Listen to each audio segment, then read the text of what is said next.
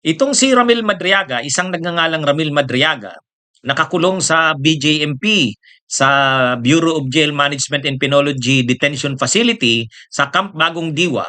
Ito'y nakakulong sa kasong kidnapping. Dinidinig pa sa Regional Trial Court ang kaso nito. Kidnapping. Ngayon, ang intriga dito kay sa isang nagngangalang Ramil Madriaga, madalas daw lagi raw binibisita ni Sara kahit gabi. Kahit gabi binibisita. Ibig sabihin, importante kay Sara ito. Importante kay Sara. May dalawang nag-post nito. Una, si Montulfo. Si Montulfo, yung kolumnista na kapatid nila Erwin at saka ni Rafi. Itong si Montulfo, lagi itong may mga post na mga intriga. Pero sabi ni Montulfo, ano bang special dito kay Ramil Madriaga at binibisita sa gabi pa, sa gabi, hindi araw. Binibisita ni Sara. Hindi naman siguro sa may relasyon sila, mukhang hindi naman gano'n ang ini-insinuate. Kaya lang bakit special daw ito? At ayon kay Montulfo, nagpaplano ng mga tulong sa mga PDLs, persons deprived of liberties, sila Sara Duterte, nagpaplano at ang tutulungan ay itong ang si Madriaga. So bakit sa dami-dami ng mga PDLs, ito pa yung prinogramang tulungan. So ibig sabihin, special ito. Ano bang special dito?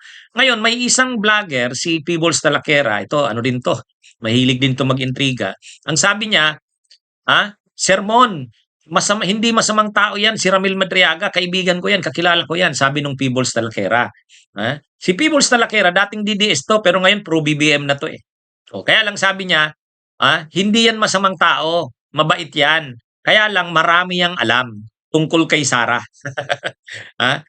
Marami daw itong alam, itong Ramil Madriaga, hindi natin alam kung anong alam, baka tungkol sa confidential funds, at ano daw ito, kilalang-kilala rin daw nito ang mga pinaggagawa ni Harry Roque. Kaya si Harry Roque din daw, alam na alam din daw ni Madriaga ang mga pinaggagawa ni Harry Roque. Kaya si Harry Roque din, interesado din na i-monitor ito. Kasi pag bumaliktad ito, malamang maraming tatamaan, maraming kahit si Sara at kahit sila Harry Roque. Kaya kumbaga, ang sinasabi nila, sabi ni Peebles Talaquera, parang inaalagaan ito nila Sara na wag bumaliktad. Kumbaga, ipinapakita dito yung concern na hindi siya pinapabayaan, na kahit siya'y nakakulong, nandyan pa rin ang suporta nila Sara dito kay Madriaga. Dahil marami nga daw itong alam.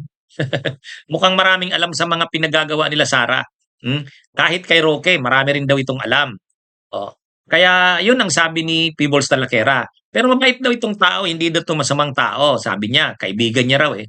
Kaya lang, sa paliwanag ni Peebles Talaquera, parang sinagot niya na yung intriga ni Montulfo. Kasi sabi ni Montulfo, madalas bisitahin ni Sara kahit gabi. Gabi pa binibisita. Bakit? Yun, sinagot na ni Talaquera, ni Peebles Talaquera, na ang sagot niya, marami itong alam sa mga ginawa nila Sara at kahit nila Roque. Ang alam nito, damaging kay Sara. Kaya hindi nila ito papabayaan.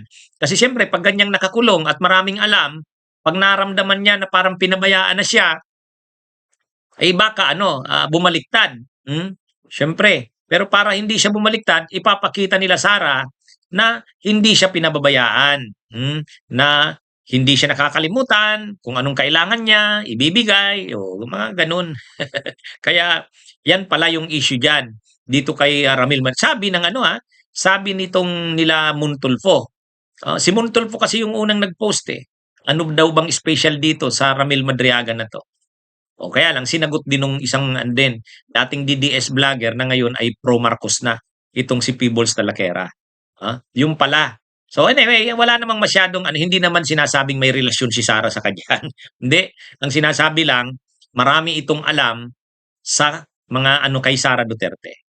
So para hindi ito bumaliktad, pinapakita nila Sara ang concern dito. Pinapakita na hindi ito pinapabayaan. Ano pa rin ito, sinusuportahan pa rin nila Sara para makaramdam itong Ramil Madriaga na hindi siya pinapabayaan. Kaya wag siyang babaliktad kung ano man ang alam niya tungkol kila Sara, kila Harry Roque at sa iba pa sa kampo ng Duterte. huwag niyang isisiwalat 'yon, huwag niyang ibubunyag. Oh, at, para maalagaan siya na manatiling tapat sa kampo ng Duterte, 'yun binibisita ni Sara kahit ano, kahit alanganing oras binibisita daw, eh. Sabi ni Montulfo sa post niya.